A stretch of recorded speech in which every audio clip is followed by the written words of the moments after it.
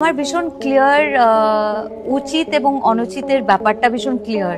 তো আমার উচিতের লিস্টটা অনেকটা লম্বা, অনুচিতের লিস্টটাও অনেক লম্বা। শুভশ্রীকে গিফট পাঠিয়েছে দেব। এরপরে থেকে সমালোচনা যেন আবার নতুন করে শুরু হয়েছে। এবারে এই বিষয়টা নিয়ে কথা বলেছে কোয়েল মল্লিক। তো ভিউয়ার্স, বিস্তারিত জানতে ভিডিওটি শেষ পর্যন্ত দেখুন। সম্প্রতি একটা ভিডিও ভাইরাল হয়েছে যেখানে শুভশ্রীকে দেখা গিয়েছে গিফট খুলতে। হাসি মুখে গিফট খুলছে শুভশ্রী, আর যে ভিডিওটা ছড়িয়ে পড়েছে সোশ্যাল মিডিয়ায়। এরপরে সমালোচনা তৈরি হয়েছে যে শুভশ্রীকে এই গিফটগুলো কে পাঠিয়েছে।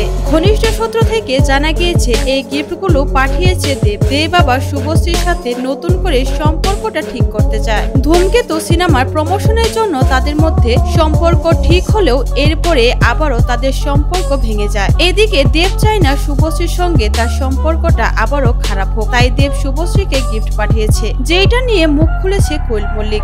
সে বলেছে, আমাদের ইন্ডাস্ট্রিতে আমরা যদি বন্ধ হয়ে থাকি তাহলে আমাদের ইন্ডাস্ট্রিটা আরো অনেক বেশি এগিয়ে যাবে।